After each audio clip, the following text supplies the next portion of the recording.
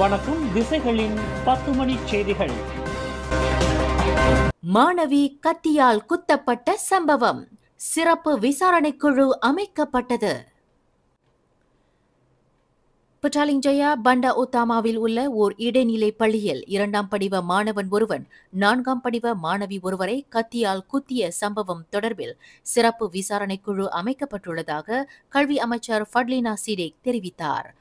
பள்ளி வளாகத்தில் இன்று காலையில் 16 வயது மாணவி உயிர் இழந்த சம்பவம் குறித்து போலீசார் தனது விசாரணையை தொடங்கிய போதிலும் இவ்விவகாரத்தை ஆராய அமைச்சு அளவில் சிறப்பு விசாரணைக்குழு அமைக்கப்பட்டுள்ளதாக அவர் குறிப்பிட்டார்.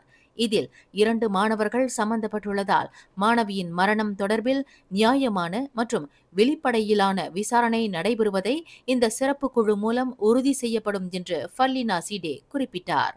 அதேவேளையில் போலீசார் மேற்கொள்ளும் புலன் விசாரணைக்கும் கல்வி அமைச்சு எல்லா நிலைகளிலும் முழு ஒத்துழைப்பை நல்கும் என்று ஃபட்லினா சீடேக் இன்று வெளியிட்ட ஓர் அறிக்கையில் உறுதி கூறினார். இந்த சம்பவம் தற்போது போலீசாரின் விசாரணையில் உள்ளது.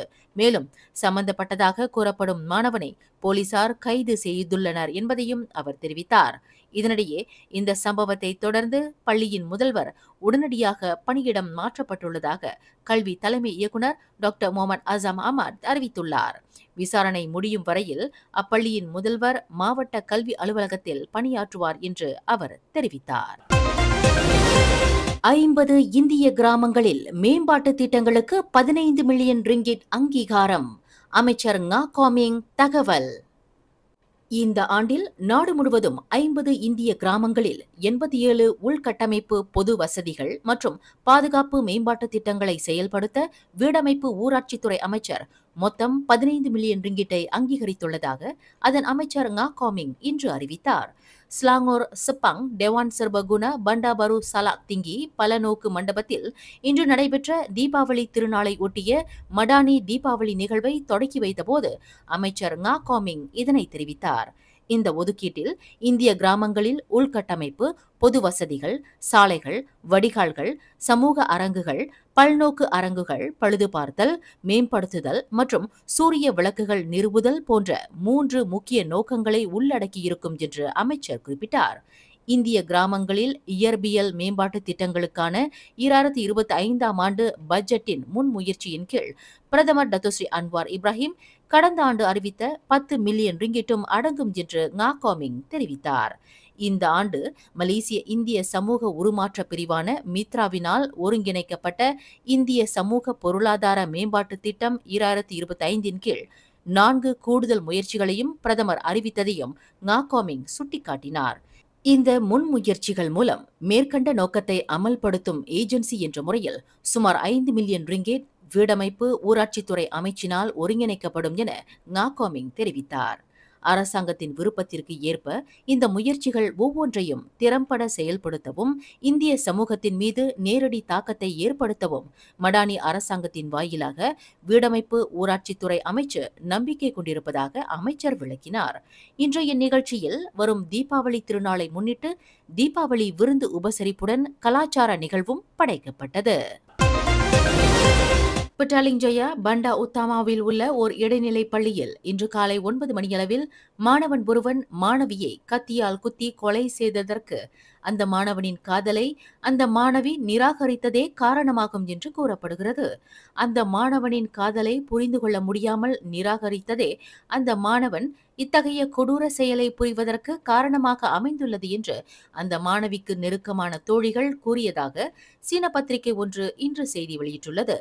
அந்த மாணவன் சம்பந்தப்பட்ட மாணவியிடம் காதலை வெளிப்படுத்திய போது அதனை அவர் முற்றாக நிராகரித்து விட்டதை தொடர்ந்து அந்த மாணவன் விரக்தியுடன் காணப்பட்டான் என்று உயிர் இழந்த மாணவியின் உற்ற தோழிகள் சிலரை சீன பத்திரிகை ஒன்று பேட்டி கண்டபோது அவர்கள் இதனை தெரிவித்துள்ளனர் என்று அப்பத்திரிகை செய்தி வெளியிட்டுள்ளது. புட்டாலிங்ஜயாவில் உள்ள ஒரு இடைநிலை பள்ளியில் 2ஆம் படிவ மாணவன் ஒருவன் 4ஆம் படிவ மாணவி ஒருவரை கத்தியால் குத்தி கொலை செய்த சம்பவத்திற்கு அந்த மாணவனுக்கும் உயிர் இழந்த மாணவிக்கும் இடையில் காதல் இருந்ததாக கூறப்படும் கூற்றை போலீசார் மறுத்தனர். 14 வயது மாணவனின் காதலை 16 வயது மாணவி நிராகரித்ததன் காரணமாகவே சம்பந்தப்பட்ட மாணவன் பள்ளிக்கு கத்தியுடன் வருகை தந்து அந்த மாணவியை சரமாரியாக குத்தி கொன்றதாக கூறப்படும் தகவலில் உண்மை இல்லை என்று பெட்டாலிங் ஜோயா மாவட்ட போலீஸ் தலைவர் ஏசிபி ஷம்சுடின் மமான் தெரிவித்தார். சமூக ஊடகங்களில் பகிரப்பட்டு வரும் தகவல் இது. ஆனால் இந்த தாக்குதலுக்கான காரணங்கள் குறித்து போலீசார் தொடர்ந்து விசாரணை செய்து வருவதாக அவர் குறிப்பிட்டார். இச்சம்பவம் தொடர்பில் பள்ளி ஆசிரியர்கள் மற்றும் மாணவர்களிடம் போலீசார் விசாரணை நடத்தியுள்ளதாக அவர் குறிப்பிட்டார். ஸ்லாங்கூர் சர்டாங்கில் உள்ள மலேசிய புத்ரா பல்கலைக்கழக வளாகத்தில் சுற்றித் திரிந்த நாய் ஒன்று ஆள் வைத்து கொல்லப்பட்ட சம்பவம் தொடர்பில் அந்த நாய் விவகாரத்தில் பல்கலைக்கழகம் கையாண்ட நடைமுறை குறித்து வருத்தம் தெரிவித்ததுடன் பகிரங்க மன்னிப்பும் கேட்டுக்கொண்டது. கடந்த ஆண்டு இறுதியில் நடந்ததாக கூறப்படும் இந்த விவகாரத்தை கையாண்ட நடைமுறையை பல்கலைக்கழக நிர்வாகம் கடுமையாக கருதுவதாக அது வெளியிட்டுள்ள ஓர் அறிக்கையில் தெரிவித்துள்ளது. அந்த நாய் கொல்லப்படும் காட்சி தொடர்பான காணொளி ஒன்று சமூக வலைதளங்களில் பரவலாக பகிரப்பட்டதை தொடர்ந்து பல்கலைக்கழக நிர்வாகத்திற்கு எதிராக மாது ஒருவர் அளித்த புகாரை தொடர்ந்து இதனை போலீசார் விசாரணை செய்து வந்தனர். அடுத்த வாரம் இறுதியில் கோலாலம்பூரில் நடைபெறவிருக்கும் ஆசியான் மாநாட்டை முன்னிட்டு கோலாலம்பூர் மாநகரத்தில் லாக்டவுன் எனப்படும் நடமாட்ட கட்டுப்பாடு உத்தரவு பிறப்பிக்கப்படும் என்று வெளியுறவு அமைச்சர் டத்துஸ்ரீ முகமது அசான் தெரிவித்தார். ஆசியான் மாநாட்டை முன்னிட்டு கோலாலம்பூர் மாநகரம் முழுமையாக மூடப்படும் என்று அவர் குறிப்பிட்டார். கோலாலம்பூர் மாநகரின் பாதுகாப்பை உறுதி செய்வதற்கு நாடு முழுவதிலும் இருந்து 16,000 போலீஸ்காரர்கள் களம் இறக்கப்படுவர் என்று அவர் குறிப்பிட்டார். அக்டோபர் 23ஆம் தேதி வியாழக்கிழமை தொடங்கி அக்டோபர் 28ஆம் தேதி வரை கோலாலம்பூர் மாநகரம் உச்சகட்ட பாதுகாப்பில் இருக்கும். பிரதான சாலைகளில் போக்குவரத்து மட்டும் சீராக இருப்பதை போலீசார் உறுதி செய்வர் என்று அவர் தெரிவித்தார். நாட்டில் லஞ்ச ஊழலை தொடைத்தொழிக்காமல் அப்படியே விட்டுவிட்டால் கடந்த செப்டம்பர் மாதத்தில் நேபாளத்தில் நடந்தது போன்று பொது அமைதியின்மை நிலையை மலேசியாவும் எதிர்கொள்ள நேரிடலாம் என்று மலேசிய ஊழல் தடுப்பு ஆணையத்தின் தலைமை ஆணையர் தான் ஸ்ரீ அசாம்பாக்கி தெரிவித்தார்.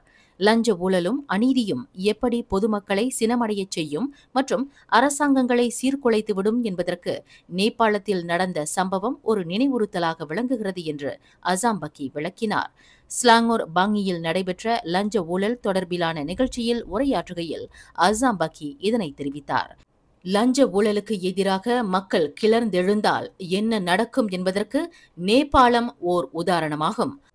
அந்த சம்பவத்தை தொடர்ந்து நேபாள அரசாங்கம் ஆட்டம் கண்டதோடு அந்நாட்டின் நிதி அமைச்சர் ஆர்ப்பாட்டக்காரர்களினால் தாக்கப்பட்டதையும் அவர் நினைவு கூர்ந்தார்.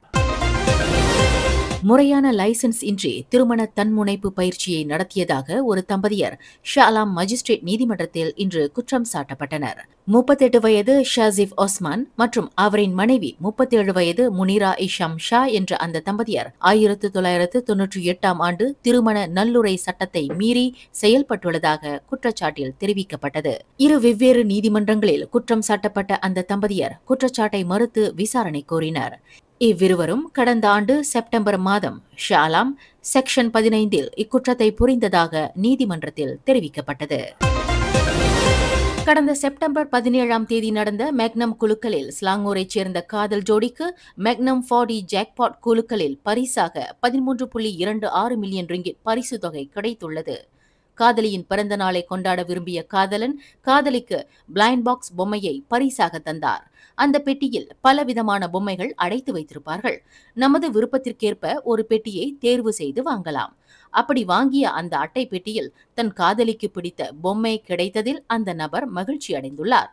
காதலியின் பிறந்த தேதி அந்த பெட்டியில் அச்சடிக்கப்பட்டிருந்த எண்களை மேக்னம் 40 ஜாக்பாட்டில் சிஸ்டம் பிளே 05இல் பந்தயம் கட்டியிருக்கிறார். அவர் பந்தயம் கட்டிய எண்களில் 2 40 எண்களான 9523, 5763 ஆகிய எண்கள் ஜாக்பாட் குலுக்களில் பரிசு தொகையை வென்றது.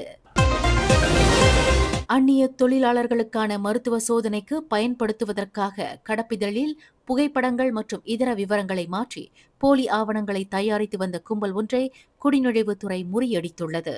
3 வங்காளதேச பிரஜைகள் கைது செய்யப்பட்டது மூலம் இந்த கும்பல் முறியடிக்கப்பட்டுள்ளதாக குடிநுழைவுத்துறை தலைமை இயக்குநர் டத்து ஜக்கரியா ஷாபான் தெரிவித்தார்.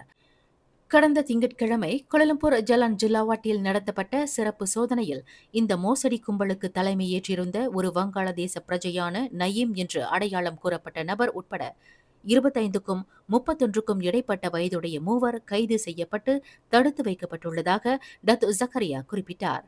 இந்த கும்பல் பிடிபட்டது மூலம் கட்டுமானத்துறை, விவசாயம் தொடர்புடைய வேலைக்கு அனுமதி அளிக்கும் போலி பத்திரங்கள் கைப்பற்றப்பட்டுள்ளதாக அவர் மேலும் கூறினார். ஸ்லாங்கூர் டங்கில் சைபர் சவுத்தில் உள்ள ஒரு கட்டுமான தளத்தில் தினாக நேஷனல் பர்ஹாட்டின் குத்தகை பணியாளரான வங்காளதேச பிரஜை ஒருவர் பூமி வேலையின் போது மண் சரிவு ஏற்பட்டு புதையுண்டார். இந்த சம்பவம் இன்று மாலை 4 மணியளவில் நிகழ்ந்தது. இதுகுறித்து அவசர அழைப்பை பெற்று சம்பவ இடத்திற்கு விரைந்த தீயணைப்பு மீட்புப் படையினர் புதையுண்ட நபரை மீட்ட போதிலும் சுகாதார அதிகாரிகள் மேற்கொண்ட சோதனையில் அவர் இறந்துவிட்டது உறுதி செய்யப்பட்டது. மேலும் செய்திகளை தெரிந்து கொள்ள கீழே இருக்கும் பெல் பட்டனை அழுத்துங்கள். உங்கள் மகிழ்ச்சியை வெளிப்படுத்த லைக் மற்றும் ஷேர் செய்யுங்கள். தொடர்ந்து திசைகளோடு இணைந்திருக்க சப்ஸ்கிரைப் செய்யுங்கள்.